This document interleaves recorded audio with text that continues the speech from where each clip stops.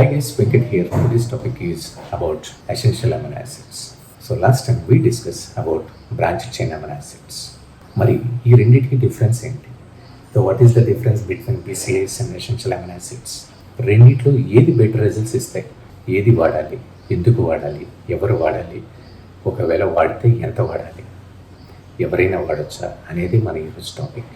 So the difference between BCAAs and essential amino acids అంటే last time మనం discuss చేసినట్టుగా BCAAsలో leucine, isoleucine, వాలిన్ ఉంటాయని మనం అనుకున్నాం. మరి ఈ ఎసెన్షియల్ అమినో యాసిడ్స్లో ఎన్ని అమినో యాసిడ్స్ ఉంటాయి? సో టోటల్గా ఈ ఎసెన్షియల్ అమినో యాసిడ్స్లో 9 అమినో యాసిడ్స్ ఉంటాయి. Those are histidine, lysine, methionine, phenylalanine, tryptophan, threonine, leucine, isoleucine, valine. ఈ 9 amino acids are very essential. ఇక్కడ ఎసెన్షియల్ అంటేనే చాలా ఇంపార్టెంట్ అని, ఎందుకంటే ఇది ఎవరికి ఇంపార్టెంట్ అనేది కూడా మనకు తెలియాలి. ఈ ఎసెన్షియల్ అమినో యాసిడ్స్ ఎవరు కంపల్సరీగా తీసుకోవాలి అంటే who are in calorie deficient. ఎవరైతే క్యాలరీ డెఫిషియట్లో ఉన్నారో వాళ్ళు తీసుకోవచ్చు. ఎవరికి అవసరం లేదు, మీరు క్యాలరీ సర్ప్లస్లో ఉన్నా, మీ nutrition and diet on point ఉన్నా సరే మీరు ఈ ఎసెన్షియల్ అమినో యాసిడ్స్ తీసుకోవాల్సిన అవసరం లేదు. మీరు టైం టు టైం ఆన్ పాయింట్లో మీల్ తీసుకోవడం కష్టంగా ఉంది, ఆల్ కైండ్ ఆఫ్ వెజిటబుల్స్ కానీ ఫుడ్స్ కానీ కన్జ్యూమ్ చేయడం చాలా కష్టంగా ఉంది మీ రెగ్యులర్ లైఫ్ స్టైల్లో అనుకుంటే మీరు ఈ ఎసెన్షియల్ అమినో యాసిడ్స్ని తీసుకోవచ్చు.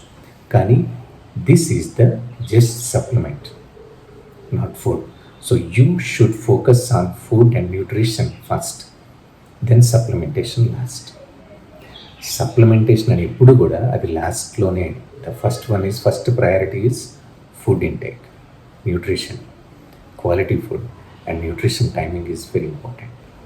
అలాగే ఎవరు వాడచ్చు అనేది మనం చూసాం. ఎవరు వాడాల్సిన అవసరం లేదంటే క్యాలరీ సర్ప్లస్లో ఉన్న వాళ్ళు essential amino acids first priority ఇవ్వాల్సిన అవసరం లేదు. కార్బ్ సప్లిమెంట్స్కి ఇచ్చినంత ప్రయారిటీ ఎసెన్షియల్ అమినో యాసిడ్స్కి ఇవ్వాల్సిన అవసరం లేదు. ఎవరు ఇవ్వాలి? టైం టు టైం మీల్ తీసుకోకుండా కుదిరిన వాళ్ళు, అన్ని వెజిటబుల్స్ కానీ ఫుడ్స్ కానీ రెగ్యులర్గా తీసుకొని వాళ్ళే essential amino acids first priority ఇవ్వండి. కానీ ఎసెన్షియల్ అమినో యాసిడ్స్ కంటే ఫస్ట్ ఫుడ్ తర్వాతే సప్లిమెంట్. ఎంత వాడాలి, ఎప్పుడు వాడాలి అనేది అందరికీ డౌట్.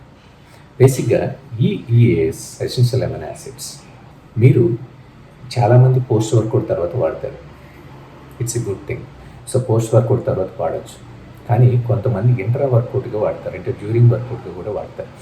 ఎవరైతే ఎండూరెన్స్ ట్రైనింగ్ చేస్తారో, హై ఇంటెన్సిటీ ఇంటర్వెల్ ట్రైనింగ్ చేస్తారో, క్రాస్ఫిట్స్ కానీ ఫంక్షనల్ ట్రైనింగ్ అని వీళ్ళు చేస్తారు, వీళ్ళ మజిల్ రికవరీ కోసం, ఫర్ మజిల్ ప్రోటీన్ సింథసిస్ని ఎన్హాన్స్ చేసుకోవడం కోసం డ్యూరింగ్ వర్కౌట్ వాడతారు.